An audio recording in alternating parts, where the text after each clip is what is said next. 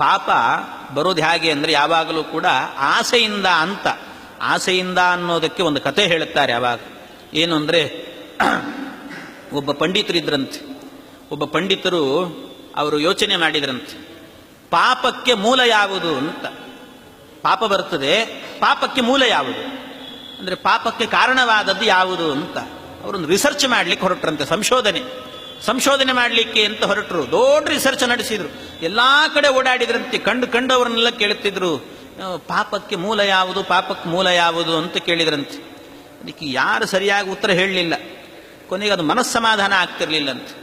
ಅದಕ್ಕೆ ಕೊನೆಗೆ ಯಾರೋ ಒಬ್ಬ ವೇಶ್ಯಾಸ್ತ್ರೀ ಸಿಕ್ಕಳಂತೆ. ವೇಶ್ಯಾಸ್ತ್ರೀ ಸಿಕ್ಕು ಹೇಳಿದ್ಲಂತೆ, ಅದಕ್ಕೆ ಪಾಪಕ್ಕೆ ಮೂಲ ಯಾವುದು ಅಂತ ನಾನು ಹೇಳ್ತೇನೆ ಬನ್ನಿ ಅಂದ್ರಂತೆ ಪಂಡಿತರನ್ನು. ನಾನು ಹೇಳ್ತೇನೆ ಎಂದ. ಅದಕ್ಕೆ ಸರಿ ಅಂತ ಪಾಪ ಹೋದ್ನಂತೆ. ಜೊತೆಗೆ ಹೋದಾಗ ಮನೆಗೆ ಕರ್ಕೊಂಡು ಹೋದ್ಲಂತೆ. ಮನೆಗೆ ಕರ್ಕೊಂಡು ಹೋಗಿ ಹೇಳಿದ್ಲಂತೆ, ಅದಕ್ಕೆ ಏನಿಲ್ಲ, ಪಾಪಕ್ಕೆ ಮೂಲ ಯಾವುದು ಅಂತ ನಾನು ಹೇಳ್ತೇನೆ, ಆದರೆ ಹೇಳಬೇಕು ಅಂತ ಆದರೆ ಒಂದು ಕಂಡೀಷನ್ ಒಂದಂತ. ಏನು? ಅದಕ್ಕೆ ನಮ್ಮ ಮನೇಲಿ ಊಟ ಮಾಡಬೇಕು ಅಂದಂತೆ. ನಮ್ಮ ಮನೇಲಿ ಊಟ ಮಾಡಬೇಕು. ಅದಕ್ಕೆ ಪಂಡಿತರು ಹೇಳಿದ್ರಂತೆ, ಅಯ್ಯೋ ಅದು ಸಾಧ್ಯ ಇಲ್ಲ, ನಾನು ನಿತ್ಯ ಮಡಿವಂತ, ನಾನು ಶುದ್ಧವಾದ ಮಡಿಯಲ್ಲಿ ಊಟಕ್ಕೆ ಕೂತುಕೊಳ್ಳುತ್ತೇನೆ, ಅದು ಮಡಿಯಲ್ಲೇ ಅಡಿಗೆ ಆಗಬೇಕು, ಇಲ್ಲದೆ ಇದ್ರೆ ನಾನು ಊಟ ಮಾಡೋದೇ ಇಲ್ಲ, ಹಾಗಾಗಿ ನಾನು ಇಲ್ಲೆಲ್ಲ ಊಟ ಮಾಡ್ಲಿಕ್ಕೆ ಆಗೋದಿಲ್ಲ. ಅದಕ್ಕೆ ಅವಳು ಹೇಳಿದ್ಲಂತೆ, ವೇಶ್ಯೆ, ಅದಕ್ಕೆ ಯಾಕೆ ಯೋಚನೆ ಮಾಡ್ತೀರಿ, ನಾನು ಮಡಿ ಮಾಡದೇ ಇದ್ರೂ ಕೂಡ ನಿಮಗೆ ಬಂಗಾರದ ತಟ್ಟೆಯಲ್ಲಿ ಊಟಕ್ಕೆ ಹಾಕ್ತೇನೆ ಎಂದ್ಲಂತೆ.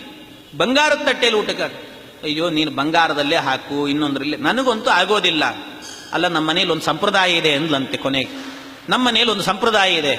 ಏನು ಅಂದರೆ, ನಮ್ಮ ಮನೆಗೆ ಬಂದವರಿಗೆ ಬಂಗಾರದ ತಟ್ಟೆಯಲ್ಲೇ ಊಟಕ್ಕೆ ಹಾಕಬೇಕು.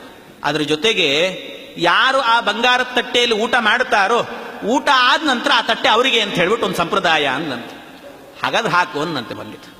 ಹಾಗಾದ್ರೆ ಹಾಕು ಅಂದ. ಅದಕ್ಕೆ ಪಾಪಕ್ಕೆ ಮೂಲ ಯಾವುದು ಅಂತ ಕೇಳಿದೆಲ್ಲ, ಇದೇ ನೋಡು ಉತ್ತರ ಅಂದಂತೆ. ಇದೇ ಉತ್ತರ. ದುರಾಸೆಯಿಂದಾಗಿ ಧರ್ಮವನ್ನು ಬಿಟ್ಟಿ ಅಂತಾದರೆ ಅದು ನಿನಗೆ ಪಾಪವೇ. ಬಂಗಾರದ ತಟ್ಟೆ ಸಿಗುತ್ತದೆ ಅಂತ ಹೇಳಿಬಿಟ್ಟು ನೀನು ಎಲ್ಲೋ ಅಧರ್ಮವನ್ನು ಮಾಡಿದೆ ಅಂತಾದರೆ ಅದು ಪಾಪವೇ. ಇದೇ ಪಾಪಕ್ಕೆ ಮೂಲ ಅಂದಂತೆ. ಹಾಗೆ ಪಾಪಕ್ಕೆ ಮೂಲವಾಗಿರುವಂತಹದ್ದು ಆಸೆ, ದುರಾಸೆ ಎನ್ನುವಂತಹದ್ದು ಪಾಪಕ್ಕೆ ಮೂಲ ಅಂತ.